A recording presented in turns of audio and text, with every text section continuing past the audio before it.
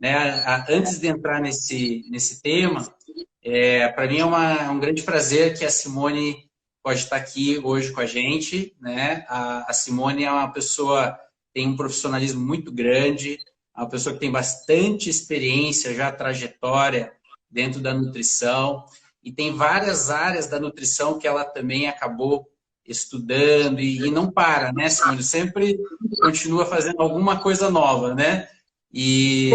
Mas dentro da nutrição funcional, dentro da nutrição ortomolecular, também agora na questão do Ayurveda, né? E outras coisas que você pode até complementar aqui. Qual que é o teu olhar, né? De como que foi um pouco a tua trajetória profissional até o momento de hoje, né? Então, obrigado por estar aqui, que seja útil para todos os nossos telespectadores, digamos assim, e complemente um pouco da sua formação, Simone. Sei que você é praticante de yoga também, né? Então, comente um pouquinho com o pessoal a sua trajetória profissional. Bom, em primeiro lugar, quero agradecer a oportunidade e o convite. Obrigada. Bom, a minha primeira especialização foi em nutrição esportiva, depois, na sequência, eu já fiz nutrição clínica funcional. Aí eu já fui engatando. Comecei a nutrição ortomolecular, com ênfase em nutrição. Está dando mesmo uma cacofonia aqui no... Talvez você só tem que, talvez tem que silenciar um dos dispositivos. Um deles deixa fechado. Melhor. Agora sim. Bom, nutrição ortomolecular, depois eu fiz fitoterapia, depois eu fiz modulação intestinal, depois eu fiz avaliação metabólica, interpretação de exames laboratoriais, aí do onívoro até o vegetariano estrito, e agora eu estou cursando a pós-graduação em Ayurveda. Maravilha. É como a gente sempre comenta, né, Simone? Nessa área da saúde, a gente nunca para, né, de estudar. Sempre a gente vai descobrindo coisas novas, vai também tentando fazer experiências, tentando abordar um pouquinho diferente, sempre para o bem-estar, né? Mas nas áreas que você acabou se especializando, a gente também vê, né, a nutrição tem esse papel muito grande de integrar todo o corpo, né? E eu acho que o porquê que também acho que motivou trazer esse tema aqui para a gente conversar, porque eu acho que hoje a gente sofre ainda muito, né, desse viés de estar muito dividido o cuidado na área da saúde, né? Então, as pessoas acham que o intestino, que o estômago, só o gastroenterologista que tem que entender, né, que tem que fazer o exame. Separado, né? Que as coisas são separadas. E a gente sabe, né, que está tudo integrado, né? E certamente para a gente poder avançar na questão de prevenção e de saúde, a gente precisa olhar com muito cuidado esse tema que a gente vai falar aqui. E aí, aproveitando, pessoal, que eu vou passar logo para a Simone estar conversando aqui, explicando, eu tenho um olhar assim cada vez com mais carinho para esse tema, porque eu vejo que muitas vezes, né, dentro do dia a dia, da clínica, do ambulatório, as pessoas estão controlando sintomas com medicamentos. Mas muitas vezes esses sintomas têm a ver com intoxicações, né? Então, talvez se a gente tivesse um outro olhar, né, em relação a essas questões, a gente poderia evitar usar tantos medicamentos e poderia, inclusive, entregar para o paciente uma saúde mais fortalecida, um corpo que tem uma funcionalidade mais preservada, uma imunidade, né, que a gente está falando muito de imunidade nesse período, mais fortalecida. Então, acho que para começar, Simone, acho que seria muito legal a gente debater aqui qual é a diferença, então, nesses termos, né, intoxicação e destoxificação, que é um termo que as pessoas às vezes têm dificuldade, porque as pessoas às vezes falam desintoxicação, né? Mas comenta um pouquinho o teu olhar em relação a isso, né? Bom, quando a proporção de xenobióticos, que seriam substâncias estranhas ao nosso organismo, são substâncias que não naturalmente estariam presentes na nossa circulação, elas chegam à nossa circulação em proporção grande a ponto de interagir com os nossos tecidos e os nossos tecidos não conseguirem dar conta de neutralizar e eliminar essas toxinas, aí esses tecidos ficam intoxicados. E quando eles estão intoxicados, eles perdem o funcionamento ótimo. O metabolismo ele já não consegue funcionar de uma forma ótima. E isso pode, inclusive, gerar uma toxicidade a ponto de causar disfunções, doenças, né? Então, desintoxicação seria a forma que o nosso organismo tem de neutralizar essas substâncias estranhas ao nosso organismo, ou mesmo produtos de metabolismo. Quando a gente produz um hormônio e ele atua no tecido, ele vira um produto de metabolismo que vai ter uma toxicidade, então ele vai ter que ser metabolizado. Então, quando esse mecanismo do organismo de eliminar essas toxinas, a gente nomeia isso como sendo a detoxificação dos compostos tóxicos, né? E é o equilíbrio entre essa intoxicação e essa detoxificação que determina o nosso estado de saúde. Perfeitamente, né? E isso é tão importante, né, que Simone já aqui lançou, que é isso, né, pessoal? Muitas vezes a gente tem sintomas por estar contaminados, né, com substâncias às vezes externas, né, que a gente chama exógenas, né, Simone? E também produtos do metabolismo, né? A gente sempre brinca que as células do corpo estão fazendo xixi e cocô o tempo inteiro, né? Elas estão oxidando, produzindo radicais livres, né? E o corpo ele precisa encontrar alguma forma de dar conta disso, né? Então fale um pouquinho mais agora nessa questão dos contaminantes, né? Seja dentro do corpo, coisas que a gente entra em contato, que a gente ingere, né? Pela alimentação, ou às vezes no contato da pele. Entra um pouquinho mais, talvez, nesse detalhamento, né? Sabe, o que me chama a atenção? A alopatia fala muito assim, porque esses nutricionistas vêm com essa coisa de desintoxicação, detoxificação e tudo mais. Nosso corpo é especializado em detoxificar. É verdade, o corpo é especializado em detoxificar. O cocô e o xixi que as próprias células fazem. Quando começa a entrar muita coisa de fora, em que a gente não dá um suporte nutricional para que esse mecanismo natural de desintoxicação funcione, afinal de contas, esse suporte ele depende da chegada na circulação de 48 nutrientes que são essenciais, que o corpo não produz, que precisam vir através da dieta. Então, se a dieta não tiver esses nutrientes, esse mecanismo natural de detoxificação do organismo ele não funciona. E aí essa carga tóxica excessiva que vem através da alimentação, juntar os produtos de metabolismo do nosso organismo sem nutriente, intoxicou o corpo, né? Então, os intoxicantes, além dos endógenos, que são esses produtos de metabolismo nosso, tem os produtos de metabolismo bacterianos, que as nossas bactérias, o nosso microbioma produz, eles chegam na circulação, não precisam ser metabolizados. E os exógenos são aqueles que são absorvidos pela pele, ou via inalação, ou via trato gastrointestinal, né? Então, produtos cosméticos de beleza, os parabenos, alumínio, desodorante, as substâncias que são usadas para produtos de limpeza, que são voláteis, a gente inala essas coisas, os poluentes ambientais, mas nos alimentos em si, migrantes de embalagem, ftalatos, bisfenóis, contaminantes da água. A gente às vezes não para pensar, mas, por exemplo, a mulherada que toma anticoncepcional, quando urina esse estrogênio, contamina inclusive o lençol freático. Isso vai para os oceanos. E aí os animais marinhos se alimentam daquilo e essa cadeia volta tudo para o nosso organismo, né? Coisas que são usadas para conservar alimento, benzoato, metabisulfito, suco de caixinha, coisa que é enlatada. Quando a gente prepara os alimentos, que a gente forma as acrilamidas, tipo aquela batata que fica tostadinha, os produtos finais de aplicação avançada, quando a gente faz uma receita, coloca no calor seco, que dá aquela caramelizada, faz aquilo é uma toxina também. As aminas heterocíclicas dos churrascos são toxinas também. Conservantes, acidulantes, espessantes, emulsificantes, tudo isso são toxinas que são da parte que me cabe, né, do trato gastrointestinal, são absorvidas pelo trato gastrointestinal. Então, eu diria que a maior carga tóxica que existe é a carga tóxica que vem através da alimentação mesmo, né? Perfeito, perfeito. Você já está aqui apontando, né, um cenário que está ficando sombrio só com a sua descrição, né? Que a gente começa a pensar, será que é possível, né, hoje, quais seriam as alternativas, né, Simone, para a gente poder de alguma forma, não impedir totalmente as intoxicações, mas de alguma forma amenizá-las e dar chance para que o nosso corpo possa funcionar com mais leveza, né, com mais capacidade. Então, a gente fica aqui pensando.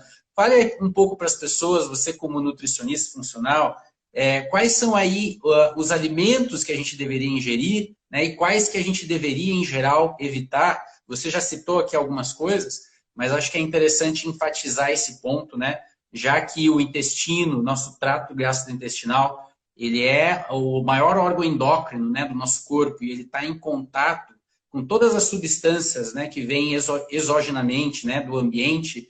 Então, qual é a importância da gente escolher bem os alimentos, né? Então, comenta um pouco no seu olhar, né, o que seriam esses alimentos que ajudariam o corpo não entrar num processo de excesso de intoxicantes, né? Qual seria a dica aí, nutricionista? Olha, eu acho que em primeiro lugar que a gente tem que pensar é que a gente tem sempre uma ajuda externa que não depende da nossa genética nem do nosso DNA. Se a gente lembrar que o nosso organismo é só 10% humano e que 90% da carga genética do nosso corpo é microbiana, a gente tem a ajuda do nosso microbioma, que são famílias de micro-organismos que se agrupam, que colonizam os tecidos que normalmente têm esse contato mais externo com os poluentes ambientais. Então, por exemplo, a pele tem o microbioma da pele, as vias aéreas superiores têm um microbioma específico, os tecidos mucosos de olhos, ouvidos têm um microbioma específico. E o trato gastrointestinal, desde o início da boca até o finalzinho lá do reto, ele tem um microbioma. Ele está mais concentrado ali no nosso intestino grosso, né? 70% de todas as nossas bactérias estão concentradas no nosso intestino grosso. Mas quando a gente tem um equilíbrio de microbioma, essas bactérias por si só, elas já são capazes de neutralizar essas substâncias tóxicas, ou seja, elas não conseguem nem ser absorvidas nem pela pele, nem via inalação, nem via deglutição, porque o microbioma neutraliza elas antes de elas chegarem na nossa circulação. Então já é uma forma da gente evitar. Então, a gente pensando como que a gente consegue preservar esse microbioma, se a gente conseguir garantir a sobrevivência de bactérias mais benéficas, as bactérias benéficas, elas são sacarolíticas, ou seja, elas se alimentam à base de carboidratos, e quando a alimentação é mais à base de plantas, que é a plant-based, é o tipo de alimentação que eu consigo prescrever, né? Plantas naturais e integrais significa que você vai comer a mandioca e não a tapioca, você vai comer o arroz e não a farinha de arroz, né? Porque esse processamento, além dele favorecer que no subproduto ou a indústria misture conservantes, acidulantes, espessantes, para formar um produto que vai ter vindo de prateleira, e aí isso acaba intoxicando o organismo, essa matéria-prima original, ela tem fibras, ela tem polifenóis, tem uma infinidade de polifenóis no único alimento. Então, o único cereal integral, como o grão de arroz, tem mais de 50 compostos bioativos que são sinérgicos entre eles. E esses compostos bioativos, esses polifenóis, eles nutrem, eles alimentam as bactérias benéficas. E eles também têm amido resistente, que é um tipo de carboidrato que alimenta as bactérias boas. Então, as bactérias boas, tendo alimento, tendo substrato, elas conseguem sobreviver e elas conseguem fazer esse papel de desintoxicar esses compostos agressivos antes que eles cheguem na circulação e que depois o nosso fígado tenha que lidar com isso. E essas bactérias também, quando elas são alimentadas com esses alimentos, elas ajudam a regenerar a barreira mucosa, que é uma barreira de muco que reveste o trato gastrointestinal. Então, o tubo do intestino, que tem as velocidades intestinais, ele é revestido por essa barreira. Quando a barreira está íntegra, as toxinas não conseguem vazar para a circulação, porque essa barreira ela funciona como uma filtragem. Qualquer coisa que destrua essa barreira vai fazer com que essas toxinas, quando elas passam dentro do tubo intestinal, elas precisem ser metabolizadas pelo aparato de desintoxicação que tem nas próprias células epiteliais do intestino. Porque todos os órgãos têm um aparato de desintoxicação, né? Então, essas células epiteliais aí vão estar sobrecarregadas. E aí, essa sobrecarga também favorece o rompimento das junções apertadas, que são como se fossem grampos de grampeador que colam as células que formam os vilos intestinais e não deixam as toxinas andarem para a circulação. Então, quando tem desbiose, as bactérias boas não estão lá, elas não conseguem produzir muco, os alimentos como as toxinas vão favorecendo o rompimento dessa barreira. O glúten vai favorecendo o rompimento, a caseína vai favorecendo o rompimento. E aí essas toxinas chegam na circulação.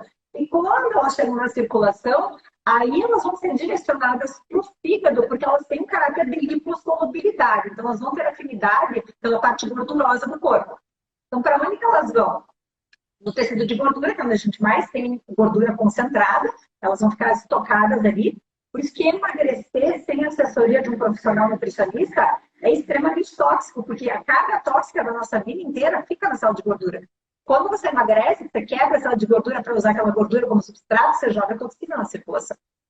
Se o teu fígado não tem nutrientes para conseguir fazer essa transformação de lipo em hidrossolúvel, que seria eliminar pelas fezes e pela urina, essas toxinas, além de elas ficarem nos tecidos gordurosos, elas vão ficar solubilizadas em outros lugares que têm gordura do corpo. Então, por exemplo, os axônios dos nossos neurônios são enrolados por bainhas de mielina, que são feitas de gordura.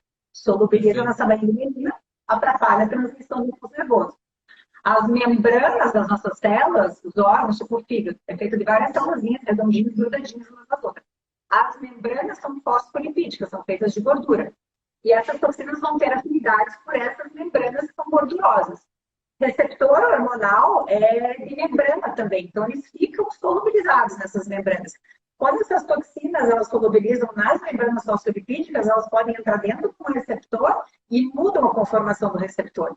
E aí o hormônio que encaixa no receptor como se fosse uma chave numa fechadura, se a fechadura teve a conformação dela modificada, o hormônio já não encaixa mais. E o corpo ele trabalha com uma eficiência de economia energética. Para que ele vai gastar caloria para pegar 5 matérias-primas, construir um hormônio, gastar mais caloria para fazer a glândula secretar esse hormônio, gastar caloria para fazer esse hormônio tentar encaixar no receptor, quando ele tenta encaixar, não encaixa, o corpo vai ter que gastar caloria para destruir aquele hormônio, pegar aquelas matérias-primas e fazer uma outra coisa. É um custo metabólico muito grande. Então o corpo faz um feedback negativo e fala para a glândula nem produzir mais hormônio. Então, problemas hormonais podem acabar se dando por conta dessa incapacidade que o corpo tem de fazer essa transformação de toxinas de lipo em hidrossolúveis, né? Então, em primeiro lugar, eu acho que eu pensaria no microbioma, numa dieta qualitativamente boa para favorecer um bom microbioma, para não deixar as toxinas chegarem na circulação. Porém, quando elas chegam na circulação, uma alimentação equilibrada e mais à base de plantas, ela não precisa ser 100% vegetariana, nem vegetariana estrita, mas ela tem que ter mais plantas na composição, ela consegue oferecer toda essa matéria-prima para que o fígado possa fazer essa desintoxicação, né?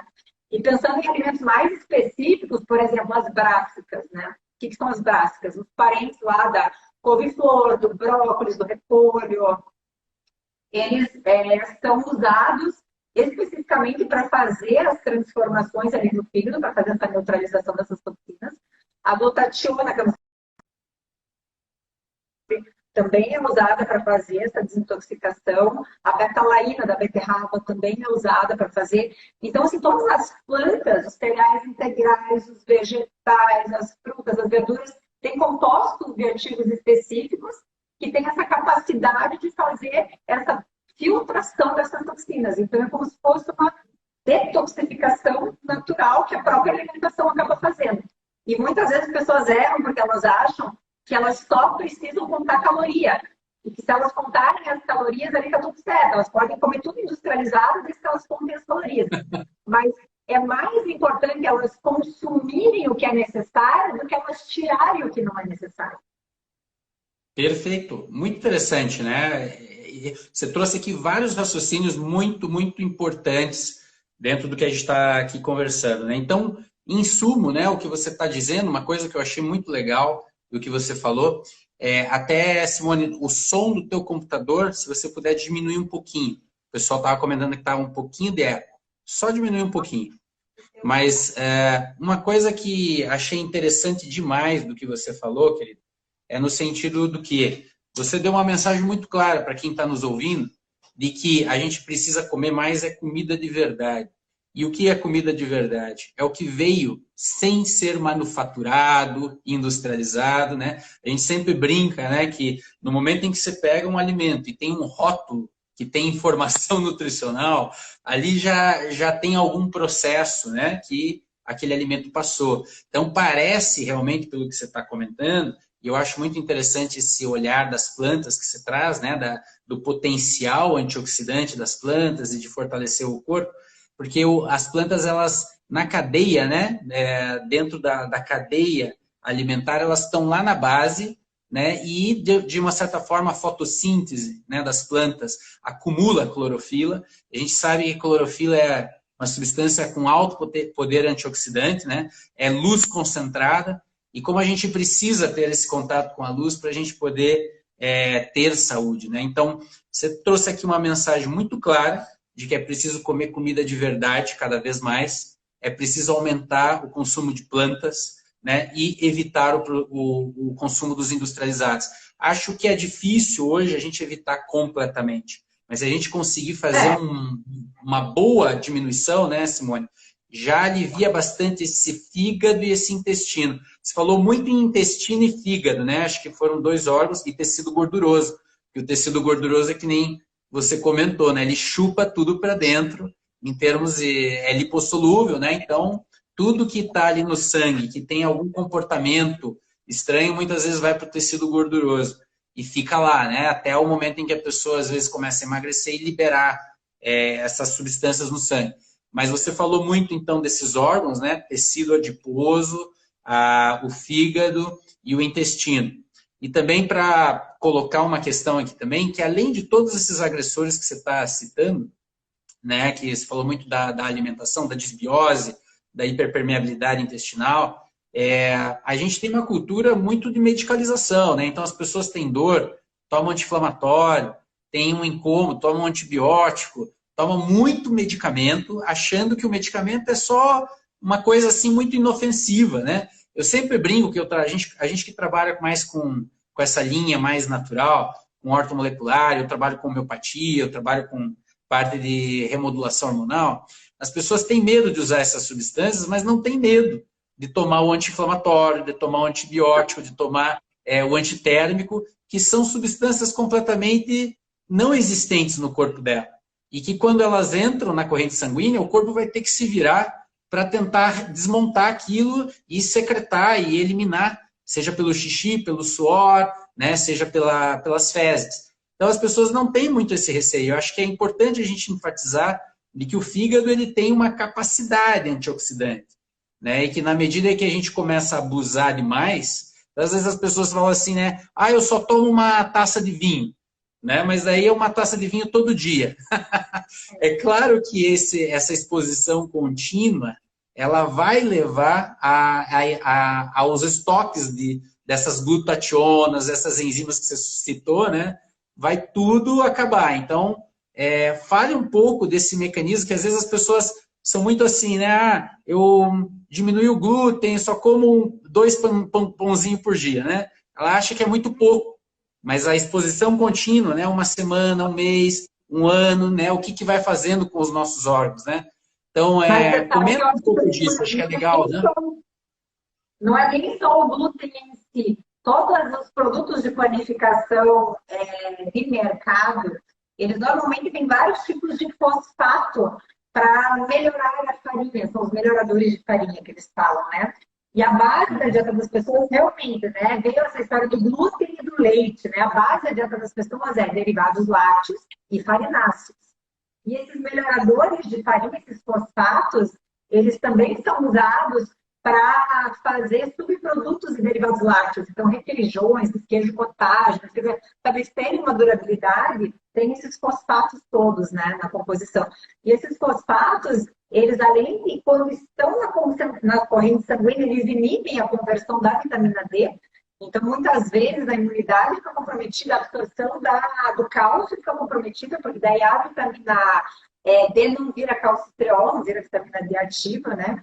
Então, atrapalha de várias formas o metabolismo, mas ele também é um intoxicante, né? Uma substância tóxica que vai ter que ser metabolizada pelo microbioma e que, eventualmente, pode chegar na circulação. Então, a carga tóxica da dieta hoje, ela é muito, da dieta industrializada, ela sobrepuja muito a nossa capacidade de metabolização, né? E é isso que você falou. Antigamente existia aquela recomendação de tomar uma tacinha de vinho é saudável. Mas essa tacinha de vinho, junto com o requeijãozinho do café da manhã, junto com o pãozinho do lanche da tarde, junto com o pãozinho de queijo, que é só hoje que eu comi, daí tem um docinho de tarde, que tem vontade de comer docinho. Se a gente for parar para pensar, a proporção de carga tóxica é 200% superior superior à nutrição que realmente está entrando no corpo. Então, não tem como acabar não intoxicando. Porque, primeiro, faz uma desbiose. Quase todo mundo tem um desequilíbrio bacteriano no intestino por conta da industrialização da dieta. E, segundo, faz essa sobrecarga de metabolismo hepático mesmo, né? A boa notícia é que a solução é simples, rápida, fácil e barata. Porque a nutrição adequada é a que você compra na feira.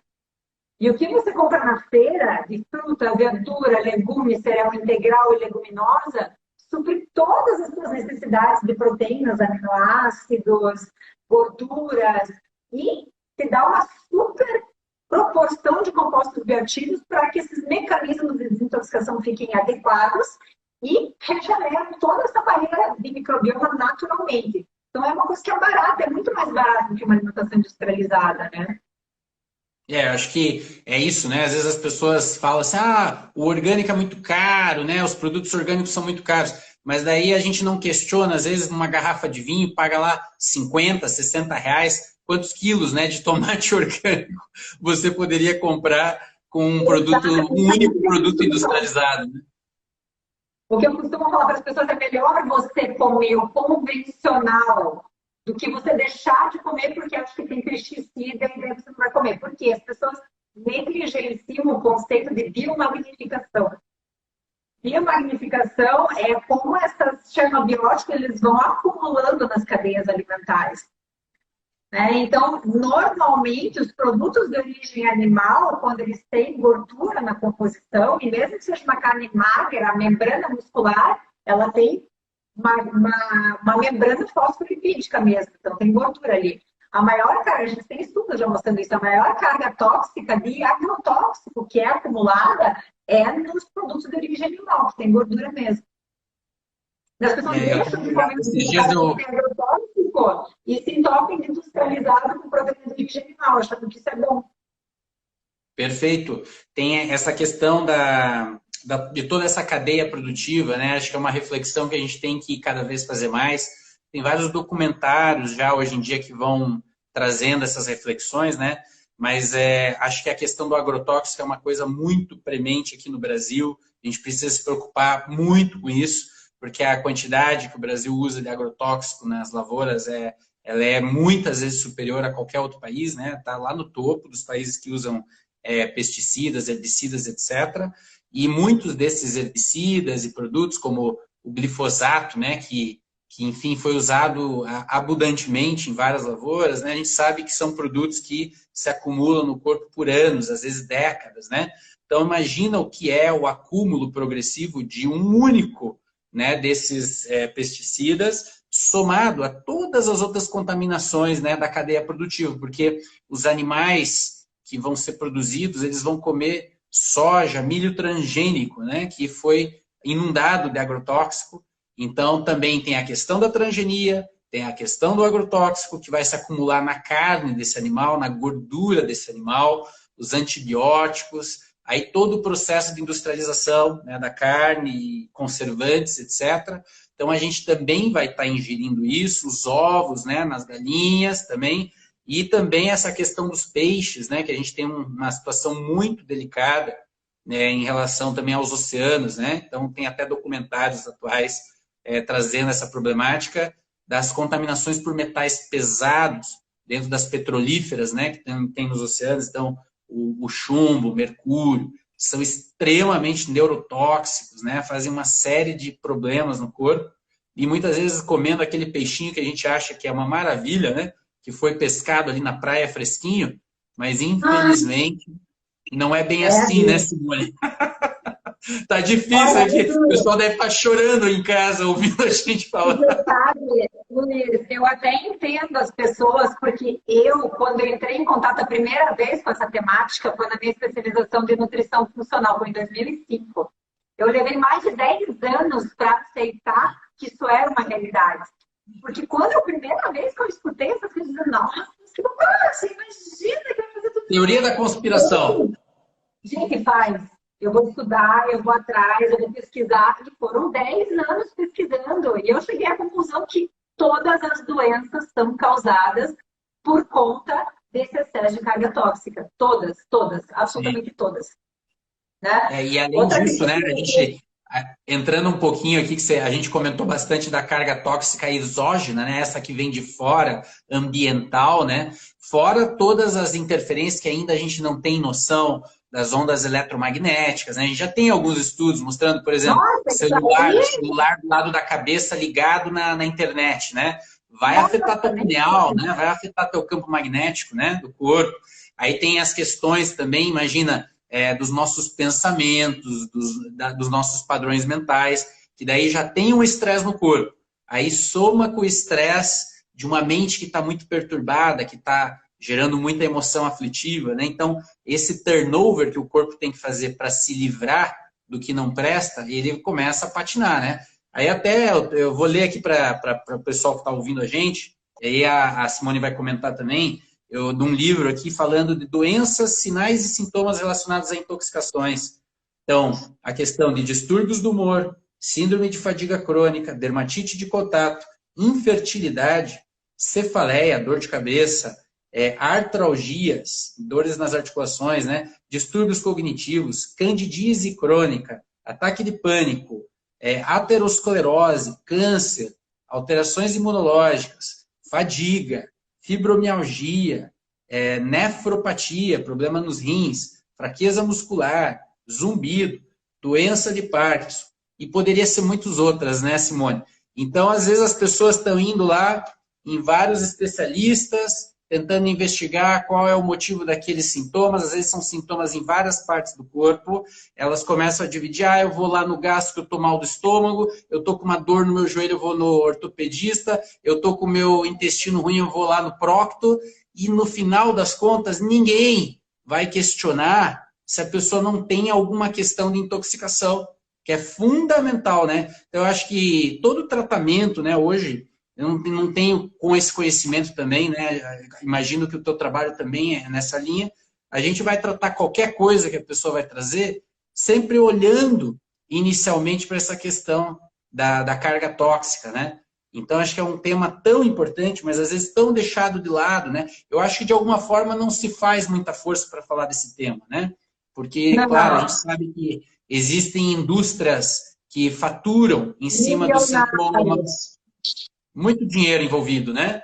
Então, isso é uma questão, né? Então, queria que você comentasse também um pouquinho mais detido, né? Que eu sei que você tem esse conhecimento aprofundado, mas traga para as pessoas assim quais são essas enzimas que antioxidam o corpo, né? Como que está acontecendo isso lá no fígado? Como é que é um pouquinho mais detido essa questão dessa limpeza? Como que acontece essa limpeza do corpo, né? Essas enzimas antioxidantes, na verdade, elas vão neutralizar as espécies reativas de oxigênio, porque essas espécies reativas, elas são também agressoras para o nosso corpo. Então, quando o corpo faz esse processo de neutralizar essas substâncias tóxicas no fígado, esse próprio processamento gera espécies reativas de oxigênio, que vão danificar o próprio órgão se a gente não tiver um sistema antioxidante ali, né? Então, essas enzimas, elas são ativadas com minerais, que são dependentes de ferro, de cobre, de zinco, de selênio, que são nutrientes que estão nos alimentos, que são essenciais, que eles precisam entrar na alimentação que o corpo não produz sozinho. Então, se a dieta não for adequada em termos nutricionais, o funcionamento dessas enzimas fica prejudicado. E aí, quando o corpo faz esse metabolismo dessas toxinas, que produzem radicais livres, agride o próprio órgão que é responsável pelo processo de intoxicação. Então, a gente precisa desse sistema antioxidante para neutralizar essas substâncias, essas espécies reativas. Caso contrário, elas passam pela circulação, elas vão agredindo a luz dos vasos, vão causando lesões no endotélio, elas podem alterar a permeabilidade das membranas celulares, elas podem formar ductos com o nosso DNA e a gente começa a produzir proteínas anômalas. Então, pode causar uma doença pelo simples fato do corpo estar querendo se livrar das substâncias tóxicas. Se a gente não tem esse backup antioxidante funcionando de uma forma equilibrada, né? E acho que uma coisa também legal, né, que você citou, muito interessante isso que você acabou de dizer, eu lembrei do que você comentou do intestino, daquela hiperpermeabilidade do intestino, né? Entrando na corrente sanguínea uma série de toxinas e coisas não desejáveis para o organismo, gerando também uma coisa que se virou pandemia, né, Simone? Que são essa explosão de doenças autoimunes, né? Então, tiroidites, de Hashimoto, doença de Crohn, esclerose múltipla, artrite reumatoide, uma infinidade de doenças autoimunes que a medicina ainda tem muito pouco, a medicina tradicional, ela debate muito na superfície, né, os tratamentos. Tanto é que os tratamentos são muito agressivos, medicamentos que trazem cada vez mais efeitos colaterais, porque vai sobrecarregar mais ainda o corpo com toxinas, então controla o sintoma, mas a pessoa está mal, ela não fica bem, né? Então, traga um pouco do olhar, eu acho que é um tema que as pessoas têm muito interesse, e eu já aproveito aqui para provocar quem está nos assistindo, que coloque aí as perguntas, pessoal. A gente já está chegando na parte mais final da nossa live, que o tempo voa, porque o assunto é muito bom, e coloquem as perguntas, né, que daí a gente vai poder estar respondendo, a gente quer responder um maior número de pessoas. Mas, Simone, comenta um pouco do teu olhar, né, dentro de tudo que você já estudou de nutrição, em relação a essa relação de intestino e doenças autoimunes. Acho que é muito interessante esse olhar, né? Essa questão das doenças autoimunes, eu não sei você, se você tem essa prática de tratamento aí no consultório, mas quando eu faço modulação intestinal, com dieta, costumo não usar nem muita suplementação, com dieta mesmo, quase 100% dos pacientes têm remissão dos sintomas. Artrite, todas as autoimunidades, elas conseguem alcançar uma remissão. Não dá para a gente dizer cura, porque isso depende também da pessoa conseguir sustentar esses hábitos, né? Mas o que está incomodando realmente costuma desaparecer. E aí o que acontece? Existe muita similaridade molecular entre sequências de aminoácidos que formam os alimentos e sequências de aminoácidos que formam as estruturas orgânicas, como a tireoide, por exemplo. A sequência de aminoácidos que forma a tireoide é parecida com a sequência de aminoácidos que formam o glúten. Então, se por algum motivo o glúten conseguir chegar mal quebrado na nossa circulação, por conta de uma hiperpermeabilidade, porque a barreira mucosa já não estava mais lá, e ele não consegue ser muito bem digerido no intestino, que ele é tipo uma cola mesmo, né? Quando a gente pega o pão e a gente coloca ele embaixo da água, fica aquela colinha, isso é o glúten, então ele tem uma difícil digestão. Se você tem uma boa barreira mucosa, você consegue até digerir ele, mas se você não tem uma boa barreira mucosa, ele consegue passar para a tua circulação e ali ele vai ser identificado como um corpo estranho do sistema imunológico. Então, o corpo faz uma célula especializada para destruir aquela sequência de aminoácidos. Destrói e fica aí na memória dele, que tudo que tem aquela sequência de aminoácidos tem que ser destruída. Só que é muito parecida com a sequência de tireoide. Então, o Hashimoto está muito ligado a essa chegada do glúten na circulação, porque o corpo identificou aquela molécula e ele tem uma ordem de matar para tudo que for similar àquela sequência de aminoácidos. E aí começa a destruir aquilo ali também, né? As doenças articulares com a caseína, né? Também tem essa similaridade molecular. Uhum. Muito, isso é tão importante isso, né? Porque às vezes a gente acha que uma doença autoimune é assim, algo que caiu, né? Foi uma tragédia que aconteceu na vida da pessoa. Eu não vou dizer, né?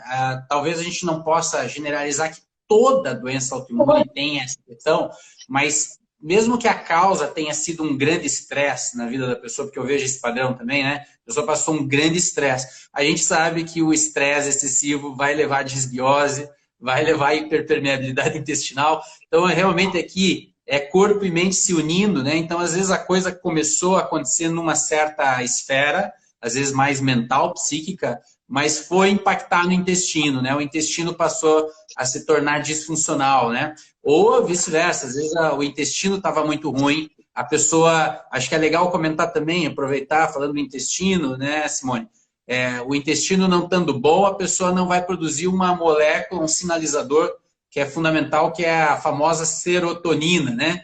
Então, quadros psiquiátricos podem estar diretamente relacionados ao intestino, né? Comenta um pouco sobre isso. Eu acho que as pessoas têm que sair dessa live aqui, ó, pensando se estão fazendo cocô direito, né? E também aproveita para falar para elas como que seria esse padrão ouro desse intestino funcionando legal. A gente tem a escala de Bristol, né? Então, o ideal é ali o número 4, que é a tal da bananinha madura, que a gente diz, né? Mas você sabe que muitas vezes a pessoa até faz uma bananinha madura, mas isso não significa muita coisa. Ela pode estar num processo de desbiose mesmo assim, né? É uma ferramenta que a gente usa para identificar a saúde mais digestiva, eu acho, né? Suco gástrico, enzima digestiva, secreções pancreáticas, né? Claro que tem um impacto. Mas eu acho que não é assim determinante, né? Uhum. E essa questão como que você vê na tua clínica, né, com os pacientes que você atende, essa relação entre problemas intestinais, desbioses, etc., Sim. com questões psiquiátricas, ansiedade, depressão, Psiquiátrica. pânico.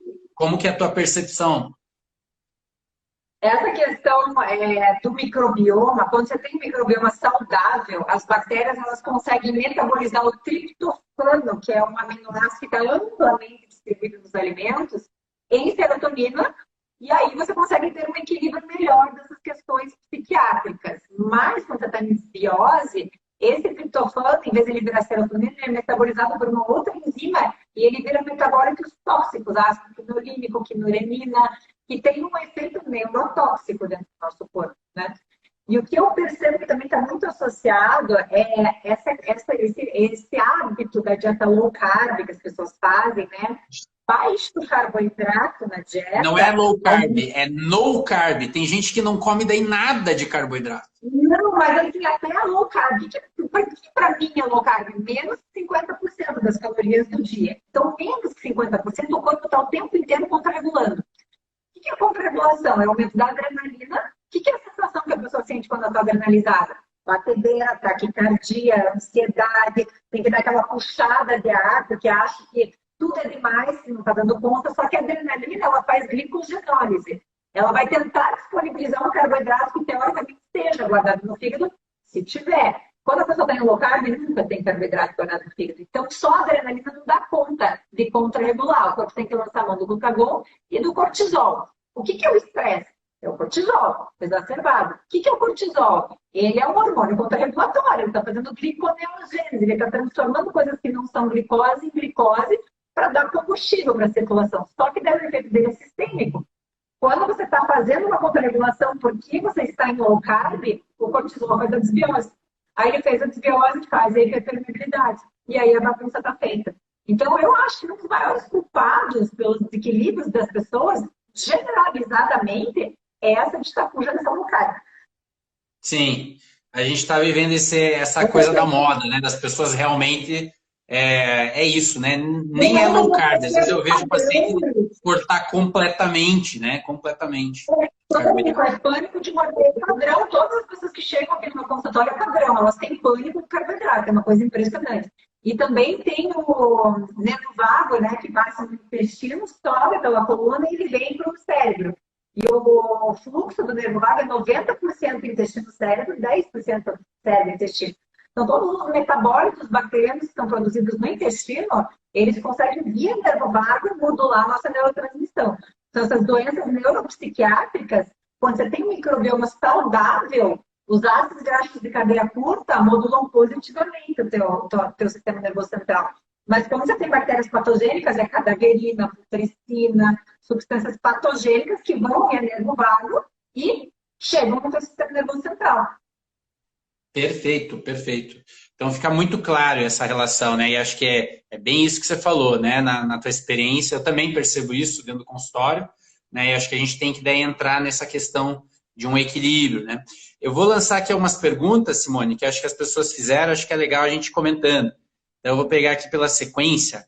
Tem uma pessoa que perguntou, a Ribas, se é realmente necessário cortar todo tipo de açúcar, inclusive mel e açúcar de coco. O que você acha? Eu não acho que seja necessário. Porque, vejam, o substrato principal de combustível para o funcionamento do corpo é a glicose. Perfeito. Então, os carboidratos, no geral, tipo arroz, batata, eles são amido. O que é amido? É uma glicose ligada numa glicose, ligada numa glicose, ligada numa glicose. Quando isso é digerido, chega na circulação, a glicemia fica estável. Quando a glicemia está estável, não precisa contrarregular, porque veio o combustível através da dieta. Qual é o problema de excesso de mel, excesso de açúcar? É que eles são sacarose. Sacarose é uma glicose ligada numa frutose. Então, se eu vou tentar suprir as minhas necessidades energéticas com açúcares, a quantidade de glicose que chega no sangue é metade daquela que chegaria se eu tivesse comido carboidratos naturais integrais, batata, arroz. E essa frutose, eventualmente, pode ser que sobre na circulação, porque até ela ver a glicose demora. E aí, isso pode ser um excedente que pode causar alguns desequilíbrios dentro do corpo, porque daí a pessoa vai consumindo outras calorias e no fim do dia, das 24 horas, essa frutose pode acabar sobrando. Aí isso teria uma toxicidade. Ou seja, vai depender da fonte, né, de açúcar, do carboidrato que você vai estar ingerindo, né?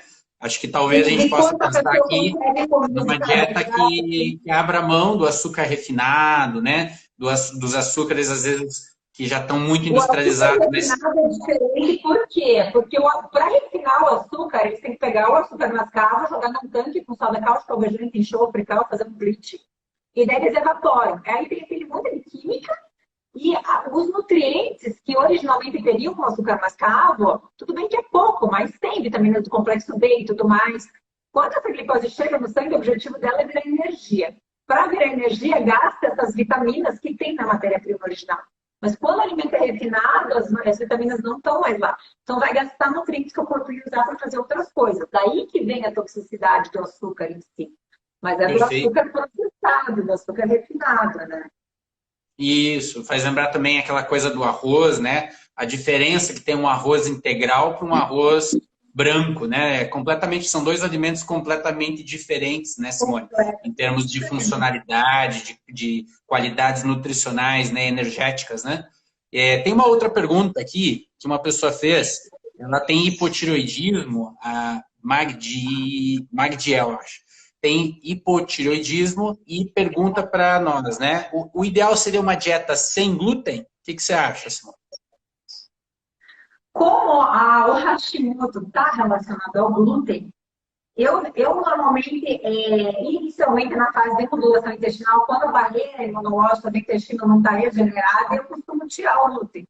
Mas depois de umas 2, 3 semanas, eu volto a reintroduzir os alimentos que potencialmente têm glúten na composição. Porque o glúten ele é formado quando a glutenina e a gliadina, que são dois aminoácidos, são sovados juntos.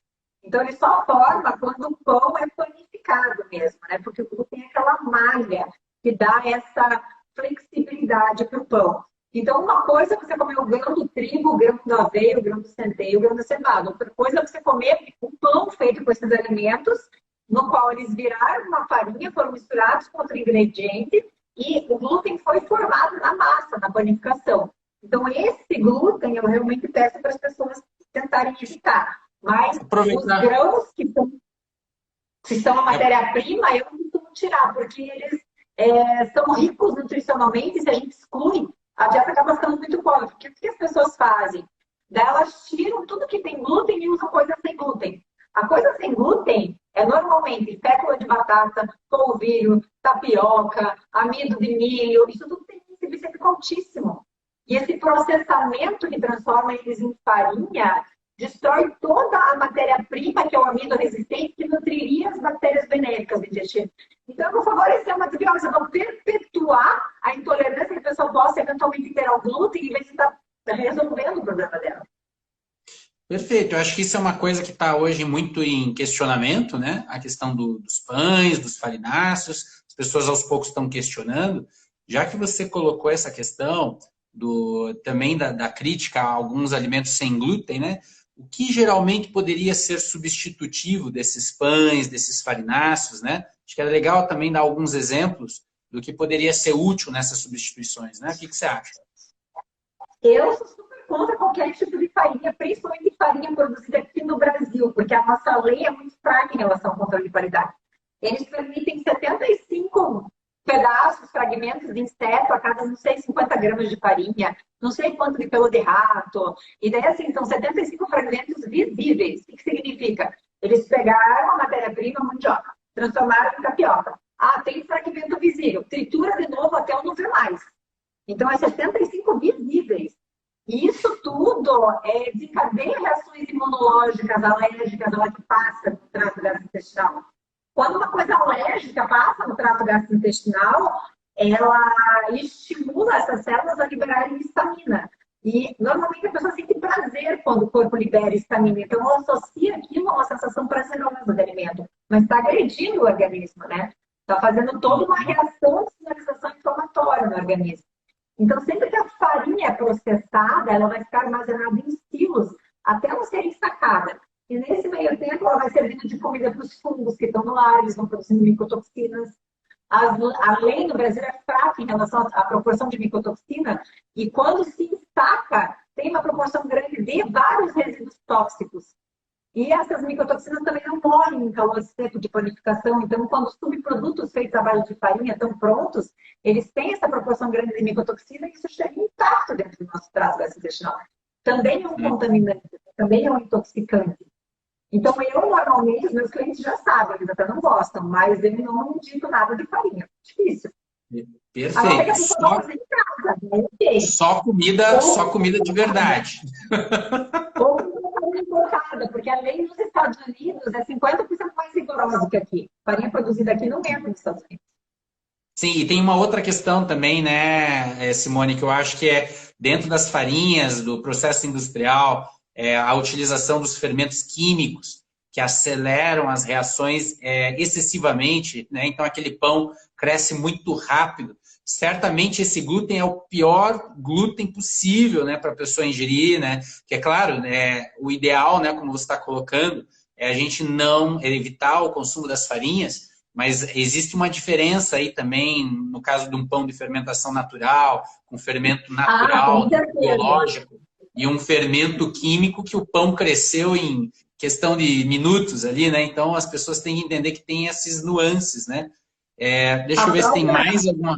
Pode falar. A própria fermentação natural, como essa massa vai ficar na temperatura ambiente, os micro-organismos do ar, ele tem essa capacidade de até neutralizar uma certa proporção das micotoxinas e de digerir uma certa parte do glúten. Já tem estudos hoje mostrando que a fermentação lenta faz essa pré-digestão do glúten. Então, realmente, o único tipo de pão que eu indico mesmo é o de fermentação lenta. Hoje tem muitas panificadoras que fazem, né? Perfeito. Tem aqui uma questão que acho que é o tema polêmico mesmo da low carb, né? Uma pessoa que perguntou aqui pra gente, teria algum caso de indicação de low carb ou é sempre prejudicial? O que você acha? Olha, se a gente partir do princípio que cada vez que falta glicose, o corpo aumenta a contra-regulação, você vai ficar ansiosa, irritada, nervosa, depressiva e estressada, qual é o benefício? Eu acho que é realmente... O que emagrece? Restrição calórica. Não é tirar o carboidrato que emagrece, é restrição calórica. E o que as pessoas não entendem é que é muito fácil você atingir as necessidades proteicas dela quando você faz uma dieta à base de planta. Você extrapola tranquilamente, desde que sejam plantas in natura. O problema é quando a alimentação é muito processada, daí precisa de uma proporção maior de proteínas mais concentradas, mais densas mesmo. Né? Aproveita, Simone, já que você comentou, né, você segue uma linha bastante da inclusão de plantas dentro da alimentação, né, por tudo que elas têm, que elas podem propiciar para a nossa saúde.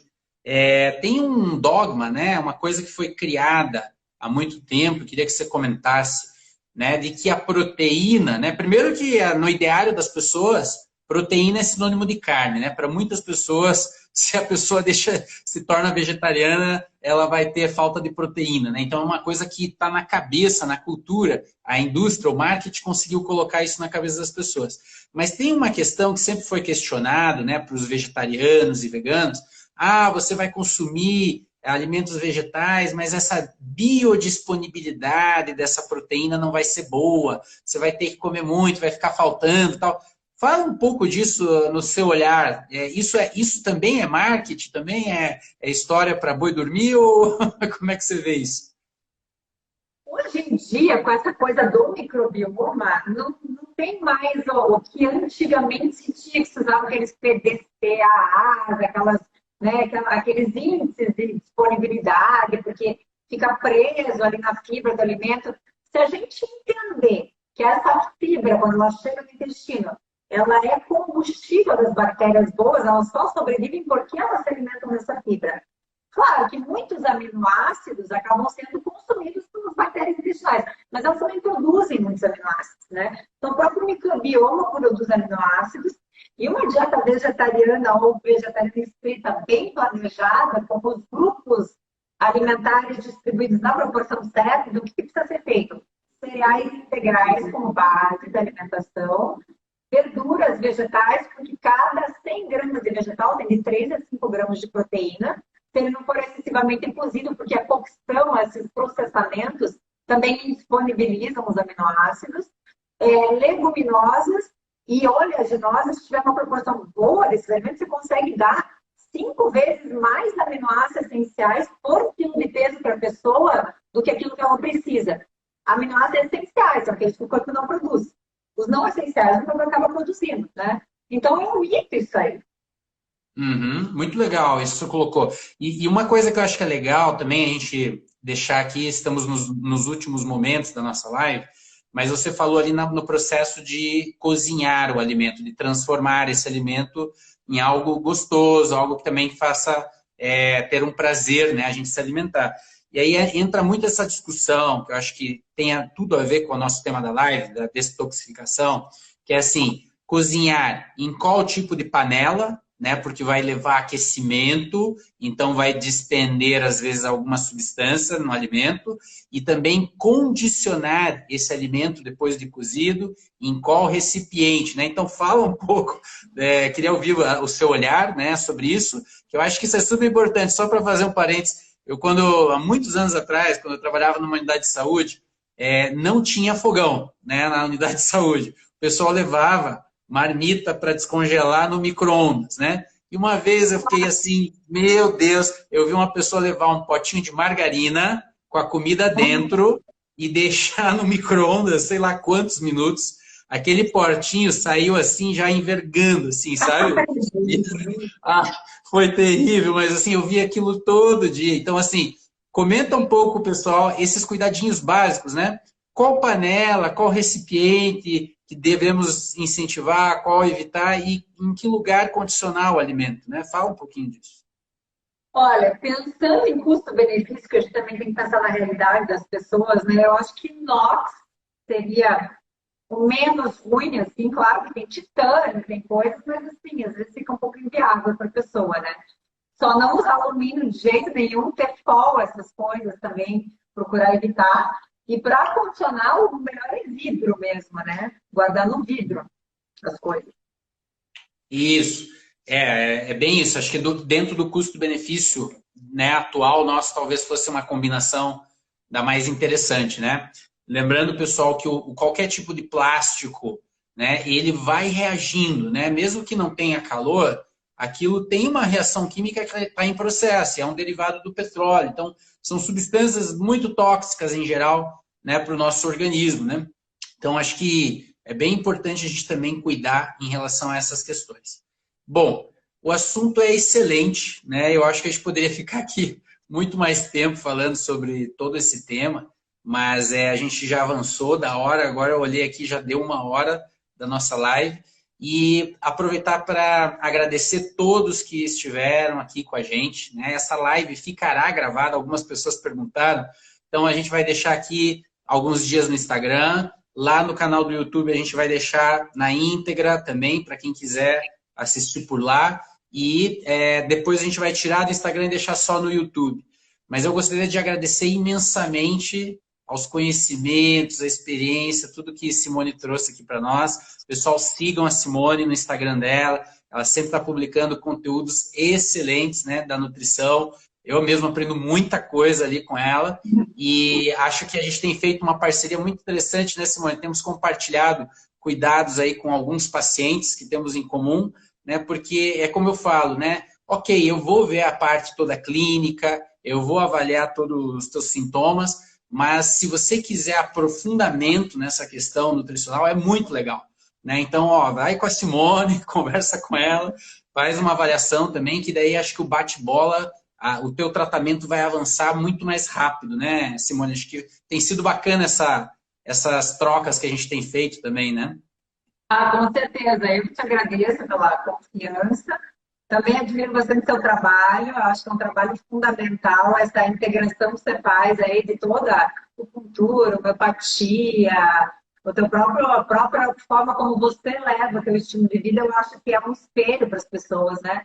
E as pessoas acabam chegando atraídas por essa forma que você mesmo vivencia, que você pratica, né?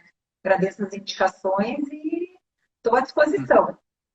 Com certeza, já vi que tem perguntas que ficaram aqui que rendem outras lives, né? Então a gente vai estar, quem sabe, aí mais para frente, eu e Simone estaremos abordando outros temas, mas aproveitem e sigam ela. Eu também vou estar publicando temas relacionados à nutrição, porque é um assunto fundamental. Todo médico deveria saber mais de nutrição, deveria aprender mais com as nutricionistas, né? Tem muita coisa que a gente tem que aprender com vocês.